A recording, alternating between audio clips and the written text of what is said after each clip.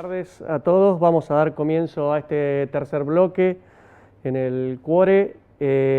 Vamos a hablar sobre novedades de la electrofisiología con estimulación del sistema de conducción. Nos va a hablar el doctor Helguera y vamos a estar como panelistas el doctor Gustavo Maid, la doctora Mariana Gerchikov, el doctor Juan Manuel Vergara y quien les habla Ricardo Posatini. Comenzamos, voy a pedirle a Gustavo, por favor, que presente al doctor Marcelo Helguera, si es tan amable. Sí, cómo no. Hola Marcelo.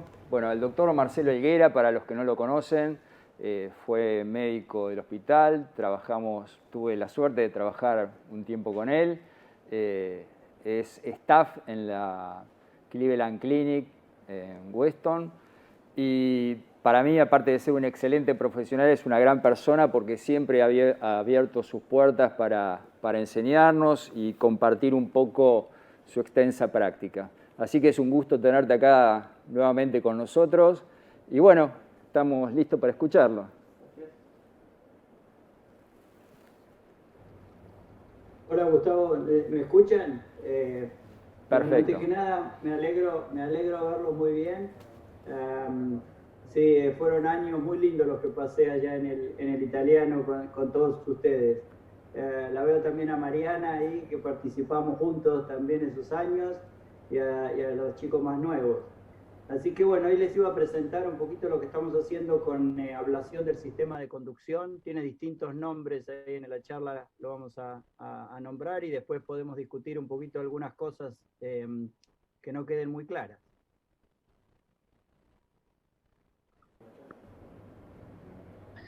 Buenas tardes. Antes que nada, quería agradecerle a las autoridades de Cuore, el doctor Gustavo Maid, por la invitación para participar. El tema de mi charla hoy es estimulación del sistema de conducción. Esencialmente, esta radiografía muestra un poquito lo que vamos a presentar hoy, que es una manera particular de posicionar el electrodo de ventrículo derecho en la parte proximal alta del septum interventricular. Aquí vemos el electrodo, como se ve en una implante relativamente proximal, y cuando uno ve la radiografía lateral, como el electrodo vuelve hacia la zona septal. Cuando uno posiciona los electrodos en este lugar, consigue QRS llamativamente angostos. ¿Por qué? Porque utiliza el sistema de conducción y el sistema His-Purkinje para la activación ventricular.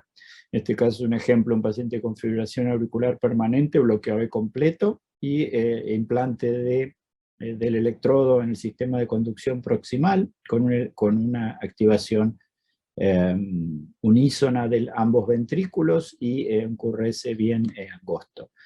Esto se ha dado también llamar estimulación fisiológica y se considera que es una estimulación más fisiológica de lo que es la estimulación biventricular u otro tipo de localizaciones del electrodo. ¿Y qué es esto? A ver si lo puedo hacer funcionar, pero esto son dos vistas oblicuo anterior izquierda de implantes del electrodo en el septum interventricular y con un angiograma hecho a través de esto que se ve aquí traslúcido, que es la vaina que utilizamos para posicionar el electrodo en la zona septal alta. Este electrodo tiene una distancia entre... Bueno, y lo que llama la atención acá es la profundidad del implante, donde está el endocardio, el septum interventricular y donde está posicionada la punta del electrodo. Este electrodo tiene 1 centímetro desde la punta hasta la parte proximal del electrodo más proximal, o sea que en este caso este electrodo está implantado más o menos 1 centímetro dentro del septum. Este otro, que el electrodo, prácticamente todo el electrodo más proximal está metido dentro del septum, está implantado cerca de 1,5 centímetros dentro del septum. Esto es lo que se ha dado a llamar estimulación septal profunda o estimulación del área de la rama izquierda. ¿Por qué no se llama estimulación de la rama izquierda? Porque ahora vamos a ver algunas imágenes de cómo se arboriza la rama izquierda y realmente uno puede estar capturando distintas zonas de la rama izquierda.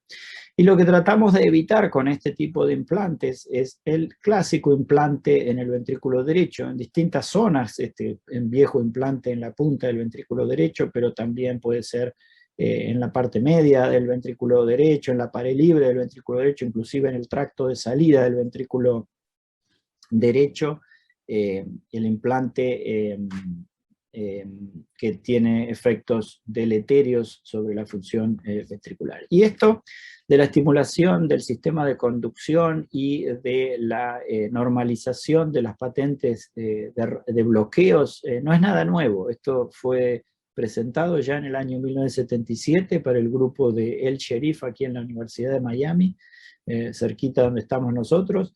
Ellos en modelos de animales y después en humanos inclusive conseguían reclutar y corregir no solo la rama derecha, lo cual este es un ejemplo de un paciente donde se pone el electrodo relativamente proximal, fíjese el electrograma auricular alto cerca del GIS y estimulando se corrige la rama derecha, lo cual, bueno, uno esperaría que se corrija la rama derecha fácilmente porque el electrodo está cerquito donde está la división del GIS hacia la rama derecha, pero también si uno estimula, sobre todo estimulación más distal en la zona del GIS, penetrando el electrodo en el septum interventricular, puede corregir bloqueos de rama izquierda. No ocurre cuando se estimulaba proximal en el GIS, pero sí cuando se estimula distal en el GIS, corrección del bloqueo de rama izquierda.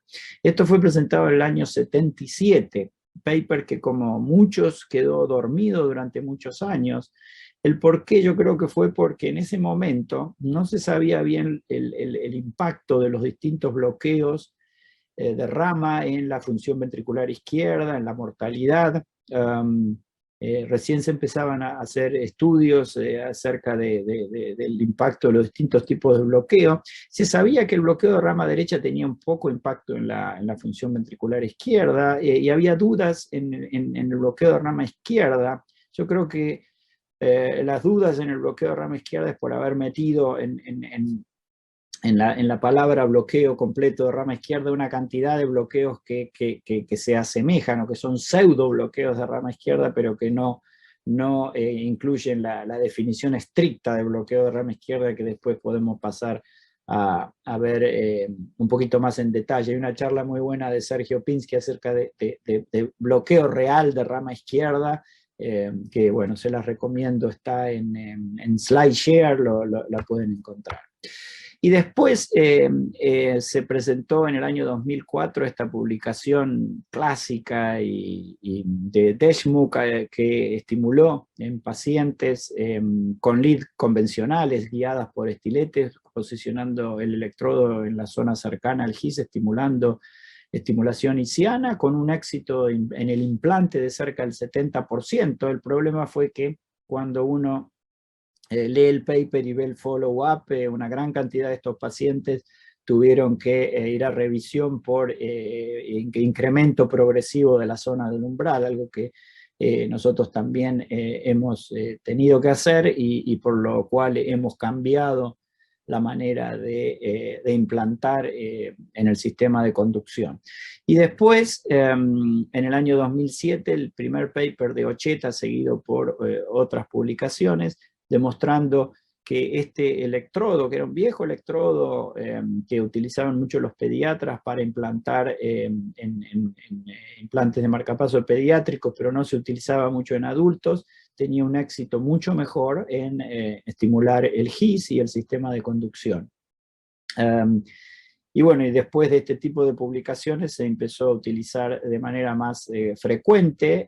Hoy en día varias de las compañías tienen distintos tipos de modelos y distintos tipos de electrodos que han mejorado el resultado de este tipo de implantes. Como les decía, lo que tratamos de hacer es evitar la estimulación ventricular no fisiológica. ¿Por qué? Porque cuando uno estimula desde el ventrículo derecho crea, que quiera o no, una imagen de bloqueo de rama izquierda. En distintas zonas que uno ponga el electrodo, nosotros ya hace tiempo que no ponemos electrodos aquí, pero poniéndolos en el septum más alto, en el tracto de salida del ventrículo derecho, electrodos que uno cree que iban a parar al septum terminan yendo a la pared libre del ventrículo derecho, pero hemodinámicamente y el efecto deleterio en la función ventricular izquierda en cualquier zona que uno no capture el sistema de conducción existe. Entonces hay dos maneras de evitar la creación de este bloqueo de rama izquierda. Una es con el marcapaseo biventricular y otro con el marcapaseo del sistema de conducción. En este caso puse dos ejemplos, el marcapaseo del sistema biventricular, en este caso es un QRS llamativamente angosto, que raramente uno consigue este tipo de QRS, pero siempre queda la duda de qué manera uno resincroniza o mantiene o evita el deterioro ventricular izquierdo, y probablemente para una importante cantidad de pacientes estas dos estrategias sean similares, pero hay algunos pacientes que vamos a ver que no son similares. ¿Por qué? Sobre todo porque la estimulación biventricular tiene una alta tasa de no respondedores, aproximadamente entre el 20 y 40, pero en promedio un 30% de los pacientes que uno trata de resincronizarlos con catéter del seno coronario no logra una mejoría clínica, ni siquiera una mejoría de la función ventricular izquierda. Hay varios motivos que se han discutido el por qué la tasa de no respondedores, desde dónde se colocó la rama tal vez subóptima, donde se colocó el electrodo, bloqueos y zonas de cicatriz alrededor del electrodo del seno coronario que impiden que el ventrículo, la activación ventricular sea homogénea, la manera que se programa el intervalo AB y la cantidad de estimulación a través del electrodo de seno coronario, hasta pacientes que se han puesto, como decíamos antes, en la misma bolsa, que no tenían bloqueo completo de rama izquierda, sino que eran otros trastornos de conducción intraventricular o bloqueos incompletos de rama izquierda.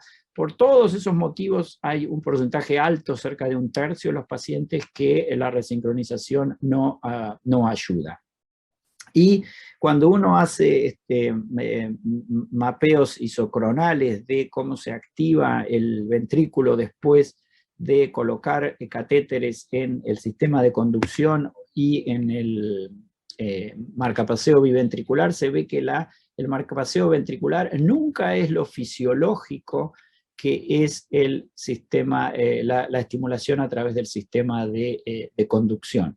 El tiempo de activación del ventrículo izquierdo no es lo que se consigue cuando el paciente se lo estimula a través del sistema de conducción, y eso también se traslada a parámetros hemodinámicos y a parámetros de función ventricular izquierda. ¿Y por qué eso ocurre? Bueno, eso ocurre porque la estimulación del sistema de conducción, desde mi punto de vista, es mucho mejor que la estimulación biventricular, porque preserva la fisiología normal de la activación ventricular izquierda por estos dos motivos. Uno es la activación precoz de los músculos papilares a través del sistema His-Purkinje, utilizando los 3 fascículos que se divide la rama izquierda. Eso produce una tensión precoz de las cuerdas tendinosas y el cierre precoz de la válvula mitral durante el periodo isovolumétrico sistólico, que la prepara para la contención del flujo cuando se produce la sístole ventricular. Este mecanismo de activación de los músculos papilares, la única manera de preservarlo es utilizando el sistema His-Purkinje para activar el ventrículo izquierdo. No hay otra manera, y cuando uno pone un catéter en el seno coronario, por mejor que sea la posición bien lateral, posterolateral, en la parte media del ventrículo, está estimulando desde el epicardio del ventrículo izquierdo, lo mismo que el catéter que está en el ventrículo derecho está estimulando desde el epicardio del septum interventricular. Entonces, si bien los electrodos pueden estar cerca del músculo papilar anterolateral o el músculo papilar posteromedial, no es la activación y los tiempos de activación, y eso se ha visto con eco, que los músculos papilares no se activan al mismo tiempo que cuando uno utiliza el sistema His-Purkinje. Y el segundo tema importante para mí, que no se le ha dado demasiada importancia, es lo que se ha dado de llamar la torsión ventricular izquierda. ¿Qué es la torsión ventricular izquierda? La torsión ventricular izquierda, la mejor manera de que lo entiendan es si uno, esperen que voy a mover esto acá, si uno ha ido a cirugía y ha visto cómo se contrae el ventrículo izquierdo, vieron que uno tiene la impresión de que el ventrículo izquierdo se contrae así, y no se contrae así, tiene un movimiento muy particular de twisting y untwisting, la base y el apex se contraen de manera opuesta. Entonces hay tres ejes de contracción. Uno, el eje longitudinal, por lo cual el apex se acerca a la base, ese es entendible, pero el twisting and untwisting se produce por la contracción opuesta de las fibras de la base del ventrículo de manera con rotación horaria y la punta de manera rotación antihoraria. Eso produce esta torsión ventricular que es esencial para el funcionamiento del ventrículo izquierdo y para el funcionamiento también de la coaptación de la válvula mitral. Eso se puede medir por eco, se puede medir por resonancia, como el apex se contrae para un lado y la base se contrae para el otro. Este es el concepto de torsión ventricular izquierda.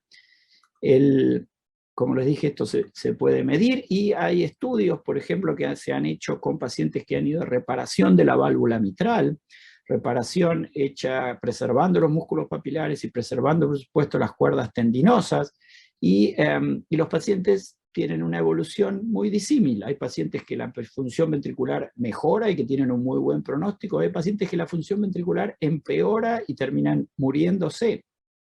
Y eso está relacionado a la preservación o no de la torsión ventricular izquierda. Yo a veces doy como ejemplo, a veces veo los cirujanos aquí en la clínica, los cuales José Luis Navia, nuestro cirujano en jefe, hacen unos excelentes trabajos en reparar estas válvulas mitrales, y sin embargo el paciente uno lo ve en el posoperatorio que está con Levofed, está con epinefrina, está con esto, y uno ve que el paciente está con un QRS ancho o está marcapaseado con los catéteres epicárdicos, se está perdiendo la torsión ventricular, se está perdiendo la activación de los músculos papilares, y uno requiere inotrópicos y drogas vasoconstrictoras para mantener el cardiac output y la presión arterial.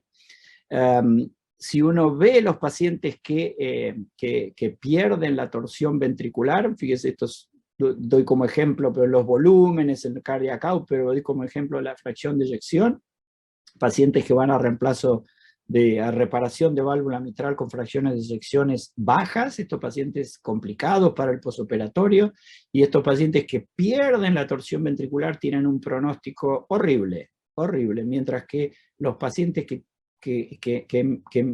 preservan la torsión ventricular tienen una mejoría en la fracción de eyección, lo que se traslada también en sobrevida. Los pacientes que pierden la torsión ventricular tienen una mortalidad muy alta, en comparados con lo que preserva la torsión ventricular. Y esto se da por la activación o no esperen que me muevo, esto se da por la activación o no del sistema de conducción. Los pacientes que tienen un QRS angosto y tienen preservada la torsión ventricular, tienen un muy buen pronóstico y tienen un remodelamiento positivo, mientras que los pacientes que tienen pérdida de la torsión ventricular, que habían empezado con el QRS angosto y después se ensancha, tienen un mal pronóstico, los mismos los que tienen QRS ancho. O sea que este concepto de torsión ventricular para preservar la función ventricular es algo muy importante, y solamente eso se obtiene manteniendo la activación normal del sistema His-Purkinje. Para finalizar, quería comentarles cómo hacemos para estimular el sistema de conducción y cómo hacemos para capturar la rama izquierda. Y la ventaja que tenemos es que uno, viendo cómo se arboriza, cómo se divide la rama izquierda, uno tiene una idea de lo amplio y de la interconexión entre todas estas redes de His-Purkinje, que uno prácticamente en cualquier lugar, que por eso es mucho más fácil hacer la estimulación septal profunda del sistema de conducción que ir a buscar el diminuto zona donde hay His, que ya no lo hacemos más. Cualquier zona que uno llega a poder implantar y a capturar algunas de estas fibras de Purkinje, van a tener retroconducción y conexión hacia las otras fibras y van a poder capturar el sistema de conducción. Y eso es mucho más fácil, inclusive del lado izquierdo del septum, que del lado derecho del septum, donde la rama derecha no tiene esa arborización tan marcada y esa cantidad de fibras de Purkinje como se ven del lado izquierdo. Como decíamos antes también, estas fibras que van hacia los músculos papilares, con estas 3 zonas preferenciales de activación de los músculos papilares anterolateral, posteromedial y el fascículo septal. Esta es la manera fisiológica de activar el ventrículo que produce todo esto que hablábamos de la activación de los músculos papilares y la correcta torsión ventricular izquierda. ¿Por qué dejamos de hacer estimulación isquiana?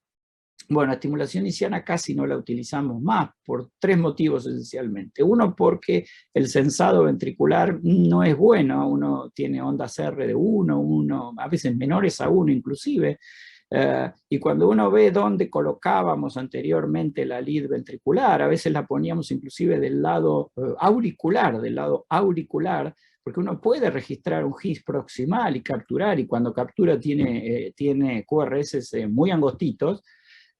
Pero ¿qué ocurre? Cuando uno posiciona la lid en una zona muy proximal, tiene sensado o sobresensado auricular y onda R baja. Lo segundo es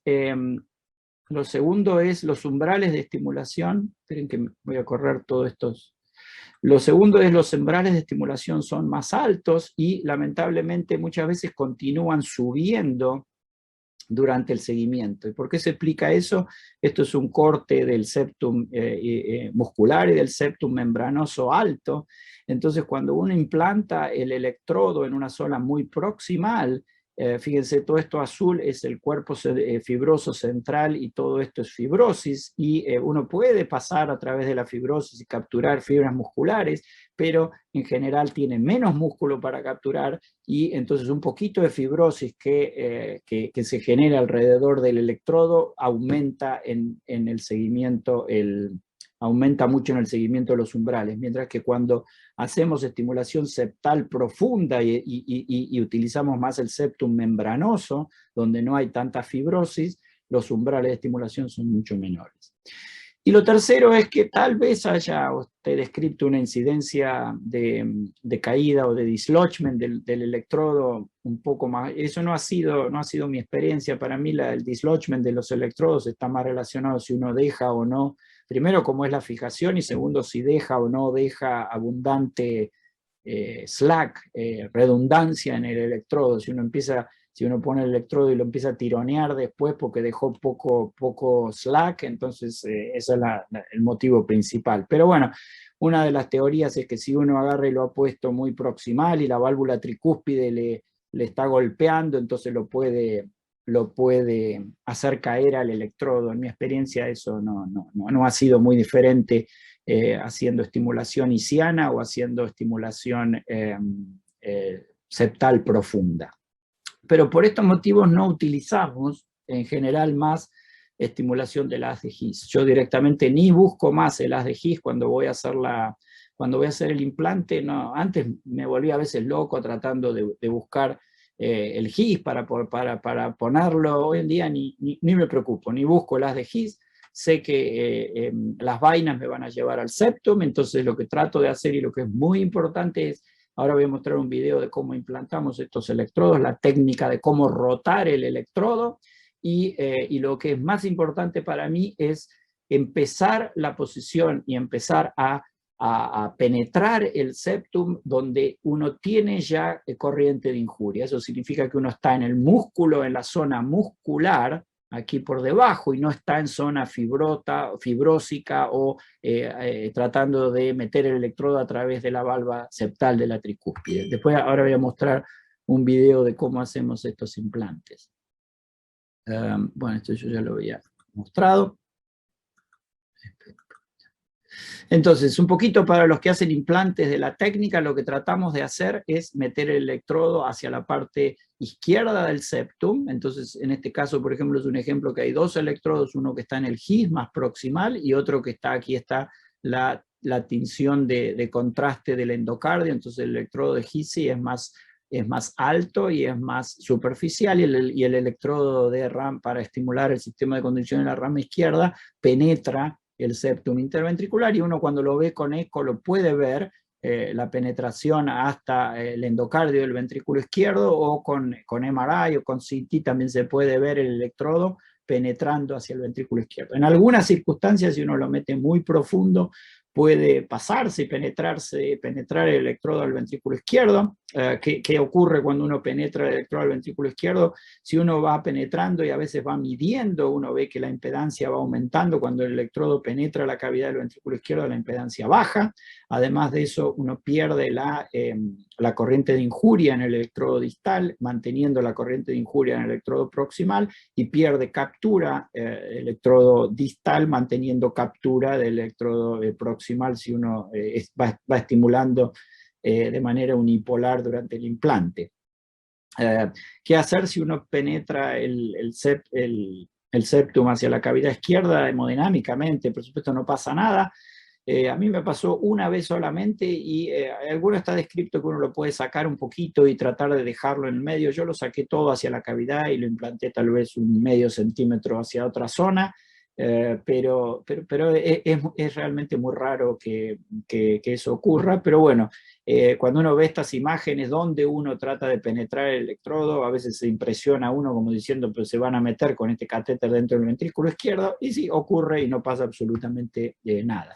El electrodo, como les decía, hay varias compañías que ahora tienen distintos electrodos, pero este es uno de los que más comunes se usa, el 3830, la vaina, la 315 GIS, que lo lleva directamente a la zona septal alta, y después hay una vaina también deflectable, que uno la puede deflexionar con esta manija, y lo posiciona, sobre todo cuando uno tiene aurículas derechas muy grandes, o no llega a la zona septal con la vaina esta.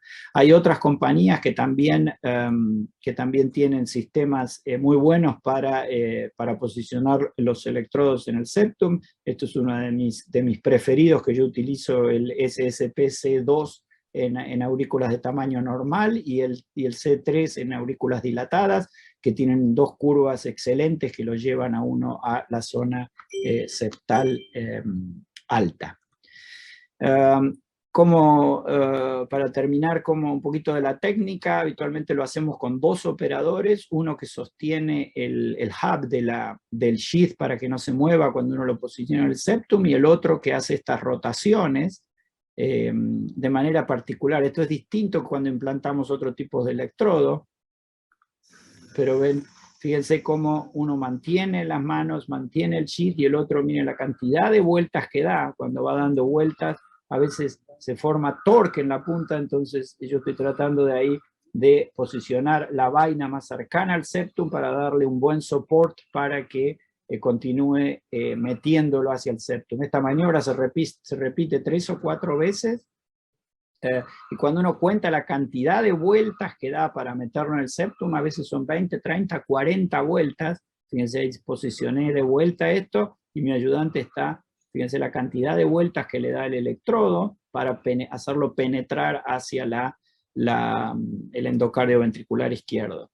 En general, el movimiento de rotación tiene que ser rápido. Si uno rota despacito, no penetra la punta del miocardio. Tiene que ser movimiento rápido, posicionar la vaina de vuelta, otro movimiento rápido, 4, 5, 6 vueltas, posicionarla de vuelta, 4, 5, 6 vueltas, y repetir esa maniobra unas 4 o 5 veces. Uno ve después que la puntita del electrodo es como que empieza a moverse de una manera independiente de la vaina, cuando el septum muscular la está moviendo independientemente de la vaina.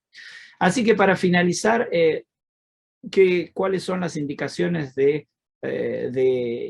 estimulación del sistema de conducción en el año 2001? Uno puede utilizar esto o puede utilizar lo que utilizo yo, que para mí la indicación es muy simple. Yo todos los catéteres, todos los electrodos de marcapaso ventriculares, hoy en día no los pongo en otro lugar que no sea en el septum intraventricular, en el septum profundo, Yo hago 100% estimulación septal profunda. No tiene desventajas, tiene la ventaja además que no puede tener uno complicaciones, ahí no puede perforar, por supuesto, la base del ventrículo derecho. Todos hemos tenido nuestras complicaciones al implantar electrodos en pacientes que tienen ventrículos derechos muy pequeñitos. Yo desde que empecé a poner los electrodos acá, por supuesto, cero perforaciones. Hemodinámicamente mejor, utilizando el sistema de conducción para activar, buen sensado, buenos umbrales, y algo extra que tal vez los que no hacen extracción de catéteres, pero cuando uno tiene que venir, sea una semana o sea 10 o 20 años después a hacer una extracción de catéteres de este tipo, es muy fácil extraerlo y uno no puede perforar, no puede romper, es una cosa muy, muy, muy simple. Así que no tiene desventajas. 100% de mis implantes hoy en día son lo que se llama Deep Septal Pacing, ¿no? Implante septal profundo para capturar el sistema de conducción. ¿En qué casos uno también lo utilizo? Aquí es el tema de, bueno, ¿cuál es hoy por hoy todavía el gold standard de resincronización en pacientes con bloqueo de rama izquierda, con insuficiencia cardíaca en disfunción ventricular izquierda? Bueno, hoy por hoy todavía el gold standard en ese tipo de pacientes es resincronización biventricular con el catéter en el seno coronario. Entonces, hasta que se clarifique un poquito que la estimulación del sistema de conducción es mejor con algún estudio, con estudios randomizados, que la estimulación con biventricular. Entonces, en pacientes, ya les digo, que tienen bloqueo completo de rama izquierda, con insuficiencia cardíaca y disfunción ventricular izquierda, yo hoy por hoy todavía pongo catéteres de seno coronario. Pero si no tengo la perfecta posición, si no tengo una buena vena lateral o posterolateral, con buenos umbrales, sin estimulación diafragmática, entonces yo utilizo la estimulación septal profunda como salvataje tal vez. Yo creo, si los estudios, como los estudios que están llevándose a cabo, demuestran que utilizando estimulación del sistema de conducción es mejor en estos pacientes que una perfecta resincronización biventricular, entonces este tipo de pacientes se va a poner el electrodo septal profundo como primera instancia, y se dejaría el electrodo en el seno coronario en los pacientes que uno no puede obtener un QRS bien angosto y capturar la rama izquierda desde el lado septal.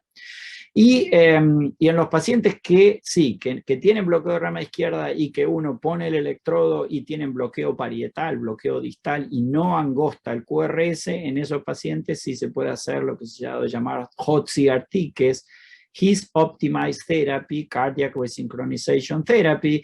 Significa poner un electrodo en el seno coronario y un electrodo en el sistema de conducción, que antes lo hacíamos en el HIS, ahora lo hacemos estimulando la rama izquierda. Entonces sería electrodo septal profundo y seno coronario para optimizar los pacientes que tienen bloqueos distales, parietales, y el QRS no se angosta o no se puede capturar la rama izquierda. Muchísimas gracias por la atención. Bueno, muchísimas gracias, Marcelo, muy claro como siempre, muy buena la presentación, y la verdad que dan muchas ganas de avanzar con esta técnica. Vos ya mencionás que a la mayoría de tus pacientes haces la estimulación septal. Y yo te quería preguntar si hay algún estudio previo que a vos te sirva para definir qué tipo de estimulación vas a hacer, ya sea por el electro, que no tenga una morfología típica de bloqueo de rama izquierda, o un eco que muestre una necrosis en esa zona, y en ese caso programes un Hot CRT o directamente un resincronizador. ¿Qué parámetros usás? O si no usás ninguno y directamente pones el electrodo siempre septal y ves qué pasa. Un poquito la respuesta es esto último que dijiste.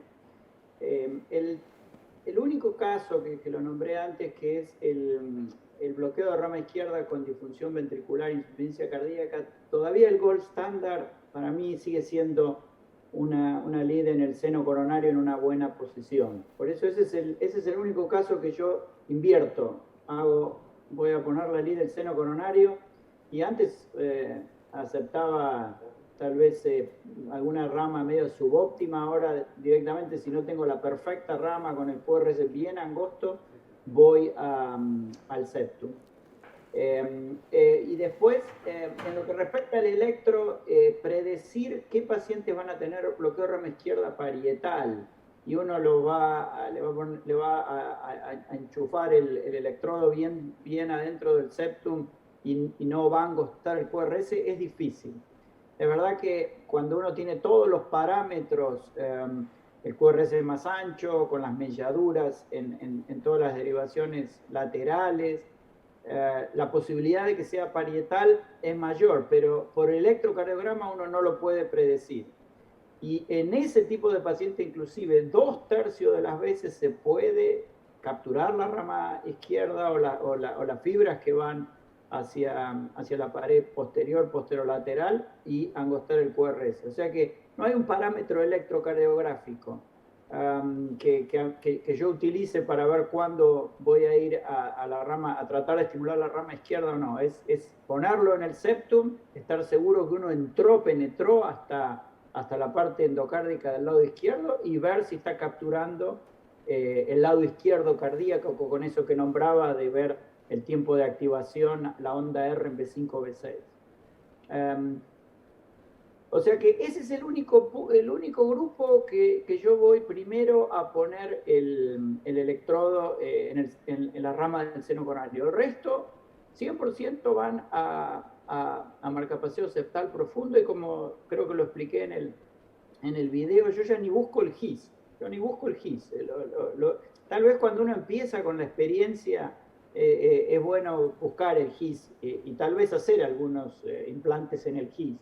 Yo dejé de hacer los implantes en el GIS por eso que nombré, y si uno directamente, el parámetro más importante es tener una buena corriente de injuria cuando uno lo va a empezar a atornillar, porque si no tiene una buena corriente de injuria, está arriba de una cuerda tendinosa, está arriba de un pedacito de la válvula tricúspide, está posicionado en vez de perpendicular, medio paralelo.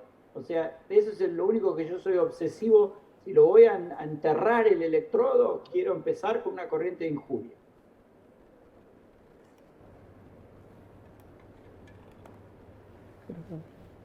Sí, otra pregunta que te quería hacer en relación a esto del implante es, una vez que haces el implante, los controles, quería ver, bueno, que me contaras un poco de qué complicaciones pueden aparecer, si son las mismas complicaciones que un marcapasos convencional o hay alguna complicación propia de este tipo de implantes, y después si hay alguna modificación en los controles, porque cuando se hacían implantes isquianos uno tenía que hacer controles más periódicos, más cercanos por el tema del aumento del umbral. Acá en principio parecería que no hubiera un cambio significativo con un marcapasos convencional, entonces quería saber cómo programan los controles, cómo manejan estos pacientes. Sí, eso es muy importante porque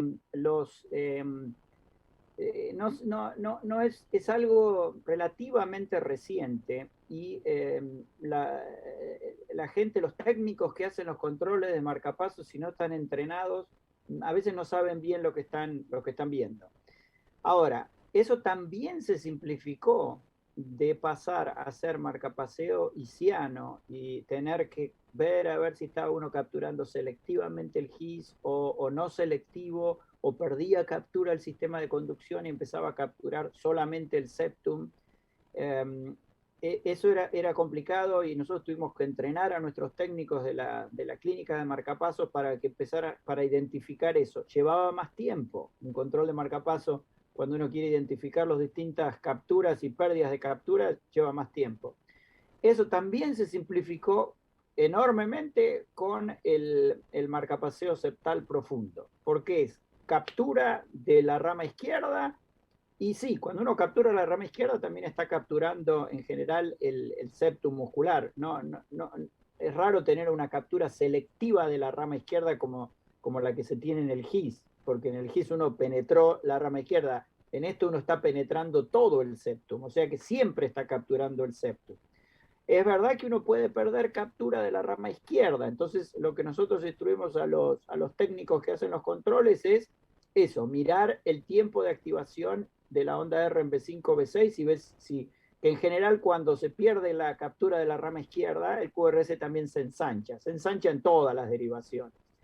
Pero eso es simple, es muy simple. Es captura de la rama izquierda del sistema de conducción. Tengo un tiempo de activación lateral en B5, B6, corto, menor a 90, 100 milisegundos.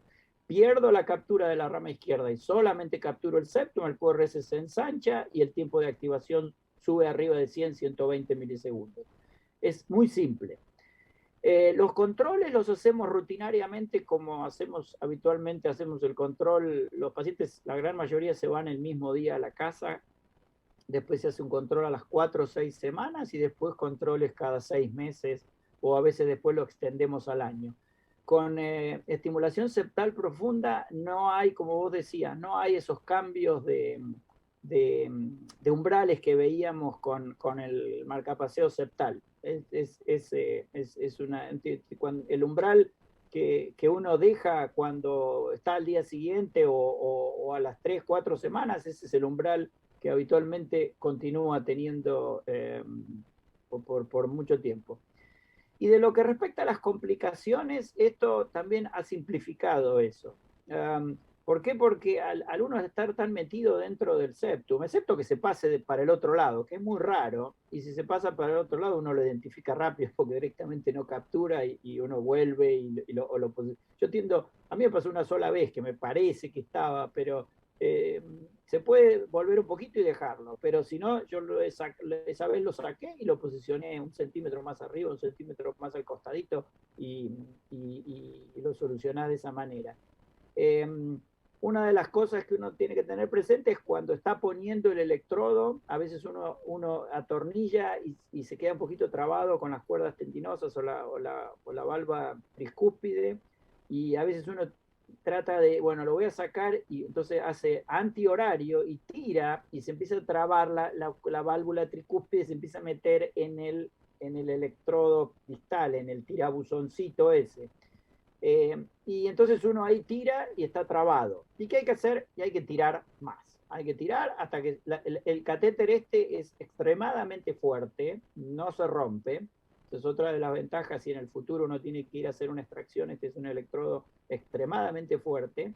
Y bueno, uno tira a veces con las 2 manos y hasta que ¡pum! Salta y sí, te trae en la punta, siempre hay un pedacito de la válvula tricúspide o una cuerda. Nunca se desgarra la válvula tricúspide. Estamos hablando en el septum membranoso, en ese caso ya no es ni el septum muscular, porque está un poquito más alto para haberse trabado.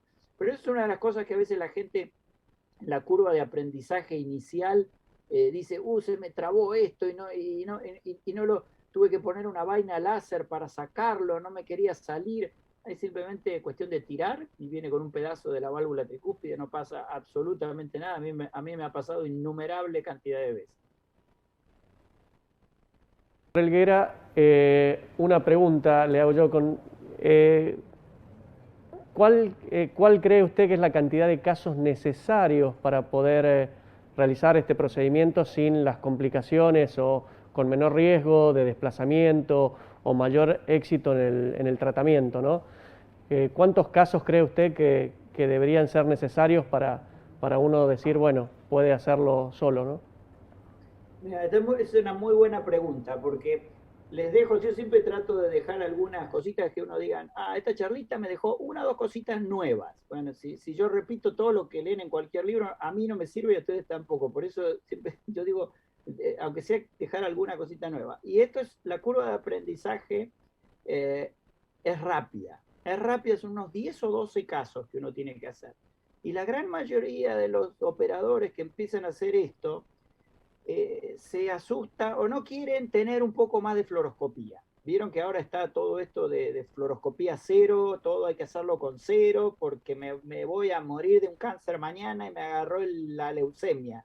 Yo no entiendo toda esa teoría, pero ahora todos los muchachos jóvenes están aterrados con la fluoroscopía, hay que hacerlo todo sin cero. Bueno, Entonces, esa es una limitación para aprender a hacer esto. Esto se aprende en 10, 12 casos. Esa es la curva de aprendizaje, súper rápida.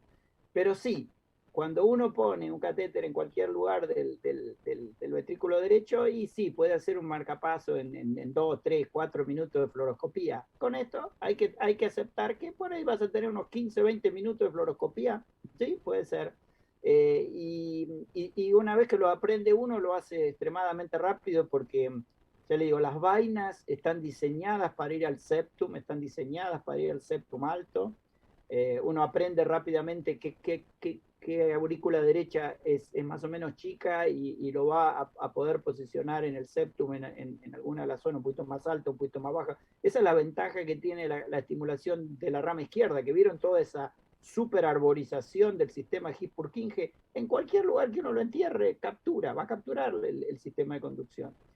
10, 12 casos uno lo aprende y después empieza a pulir algunas cositas, vieron un poquito más detalle, que si la onda R es un poquito más alta, un poquito más baja, pero la curva de aprendizaje es realmente rápida, pero hay que darse el tiempo de aprenderlo. Y hay gente que no quiere, que hace 3, 4 casos, dice, yo antes lo hacía con 2 minutos de fluoroscopía, esto me lleva 20 le lleva a los primeros casos, después se simplifica. Gracias. Hola, doctora Helguera. Yo Hola. quería hacerle una pregunta, estuve tomando nota de la presentación y entendiendo que el procedimiento, si bien se simplificó bastante, porque antes se buscaba el haz de His y se trataba de ingresar con un catéter para localizar el haz de His, para luego ir con el catéter final de estimulación a localizarlo, y ahora es mucho más sencillo el procedimiento. Que casi no requiere mucho más complejidad de que usar una vaina especial. ¿Cuánto tiempo va a pasar hasta que esta técnica, que está, por lo menos por lo que nos contás, tiene muy buenos resultados? ¿Cuánto tiempo va a pasar hasta que esté más extendida a nivel mundial? Yo creo que la pregunta tuya va un poquito también en relación a las compañías y lo que nos provean de material para poder hacerlo más rápido, más simple, con más éxito inclusive. Y es verdad, las compañías están lentas en lo que es la producción de material. Si vos empezás a ver, como yo mostré ahí, las primeras publicaciones de esto del año 2004 ya empezaban. Hasta el 2007 no se empezó a usar este electrodo que es mucho más permisivo. Pero estamos hablando de más de 10, 12 años y las compañías van lentísimo en el desarrollo de nuevos materiales. En parte es porque recuerden que esto le compite a la resincronización tradicional. Recuerden todas las compañías, la cantidad de estudios que hicieron de resincronización tradicional con electrodo en el seno coronario. Esto es una manera de implantar un electrodo en pacientes que no necesitan resincronización, pero después está la otra parte tal vez más interesante, que es esta nueva modalidad de resincronización utilizando el sistema de conducción en vez del catéter de seno coronario. Entonces las compañías dicen, bueno, pero estoy tratando de desarrollando algo para desdesarrollar lo otro, ¿entienden? Por eso yo creo que en parte han tardado. Pero se está trabajando en electrodos que van a ser muy interesantes con electrodos ortogonales para poder capturar distintas zonas, con lo que se llama marcapaseo multisite de distintos lugares. ¿Vieron cómo se hace ya en estimulación? Se puede hacer del electrodo de seno coronario, el electrodo 1, el electrodo 4, hacer una triple estimulación. Bueno, si uno hace una doble o triple estimulación con un catéter que tenga más electrodos en el sistema de conducción, va a poder capturar selectivamente la rama izquierda, tal vez la rama derecha, si se estimula del electrodo más proximal. Capturar las dos, preferencialmente para corregir un tipo de anomalía de conducción o la otra. Pero viene lento, viene lento. Es un desarrollo que ha tardado más por yo creo que por este tema que te estoy diciendo, que están compitiendo con ellos mismos.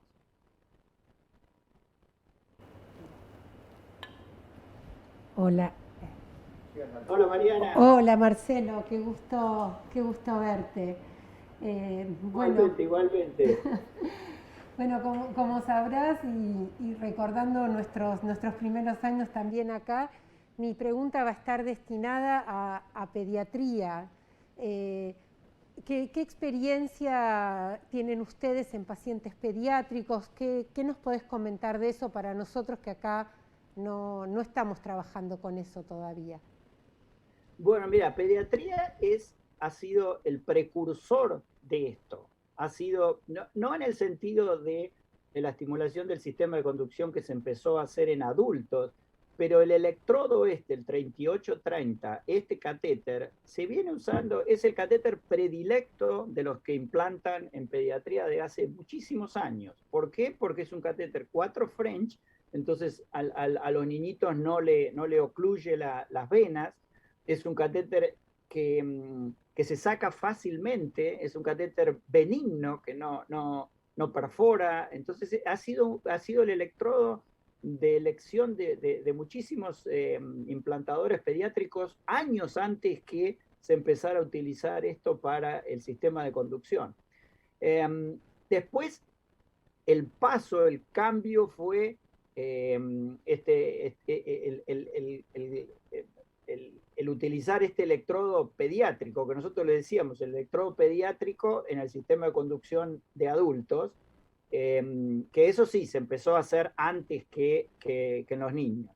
Ahora, desde mi punto de vista, si hay un grupo de pacientes que más se va a beneficiar con esto, es el grupo de pediátrico, por dos motivos. Por un lado, porque los pacientes pediátricos que tienen bloqueo AB congénito, esos tienen siempre un QRS angosto, siempre tienen un sistema de conducción que por abajo del nodo aurículo-ventricular es normal, y uno les brinda este tipo de electrocardiograma con este tipo de QRS, lo cual es sin duda, lo más fisiológico que hay. Así que desde ese punto de vista, para un niño que lo va a utilizar el marcapaso durante 60, 70 años, para mí no hay nada más fisiológico que esto. Lo segundo es el electrodo que es extremadamente fuerte. Es un electrodo que lleva ya 30 años de uso y realmente nosotros lo vemos un electrodo que no se rompe. Si está bien ubicado, no tiene ruptura, no tiene falla del insulation, el conductor, no hay roturas. O sea que para los niños no hay duda que para mí sería el electrodo de implante. La única diferencia es que en vez de en cualquier lado del ventrículo, ponerlo en el septum muscular y capturar el sistema de conducción. Pero es algo que el electrofisiólogo infantil, cuando a uno le mandan el niño de vuelta con un electrodo puesto en la punta del ventrículo derecho y con un bloqueo de rama izquierda horrible, tiene que empezar a cambiar. Si hacen eso, entonces no lo están beneficiando en el futuro al corazón ese. Hay que pedirle que ponga el electrodo un poquito más alto y que de aparte es más seguro, como yo creo que lo nombré en la charla. No hay perforación, no hay posibilidad de tener complicaciones graves con la posición esa. Así que en los niños, lo que no sé yo bien es si las compañías tienen las vainas un poquito más pequeñitas. Estoy pensando en niñitos pequeñitos, chiquitos, de 2, 3, 4, 5 años, si tienen vainas así adaptadas para eso. Pero bueno, las vainas son realmente, el electrodo es 4 French y las vainas son 6 French, son realmente finitas, así que yo creo que se pueden poner en el grupo pediátrico sin ningún tipo de problema. Bueno, doctor Helguera, le queremos agradecer inmensamente su participación y su tiempo acá con nosotros en el Cuore 2021. Y bueno, y desde ya muy agradecido. Así que lo vamos a dejar tranquilo y bueno, y que como siempre, gracias, eternamente gracias de acá. Bueno, muchas gracias a ustedes. Incentiven el uso de estas técnicas porque realmente, ya les digo, van a ver el beneficio que les da al grupo de pacientes que ustedes sigan, y cuando ven esos electros se sorprenden por lo interesante que son esos QRS, y es cuestión de incentivar a los implantadores para que lo empiecen a hacer. Así que, Gustavo, muchísimas gracias, y esperemos cuando vaya para Argentina en algún momento nos podamos ver. Sí, encantado. Muchísimas gracias, Marcelo. Gracias, buenas noches. Chao, gracias. Chao, chao. Bueno, para dar finalización también al bloque, les vamos a recordar que los invitamos para el día miércoles a las 17 horas, donde vamos a contar con la charla del doctor Julio Palmás, todos lo conocen, inventor del STEM, donde nos va a hablar sobre nanotecnología. Después, una actualización sobre la enfermedad coronaria, el doctor Aníbal Arias con el equipo del Instituto de Medicina Cardiovascular. Y en el tercer bloque vamos a tener la conferencia del doctor Julio Panza sobre síndromes coronarios crónicos. Los esperamos para el miércoles, como les dije. También pueden visitar nuestras charlas que están on demand, más de 100 charlas que están para que puedan verlas y aprovecharlas. Y recuerden también que está el concurso de casos clínicos, donde les pedimos que voten y elijan el que más les guste.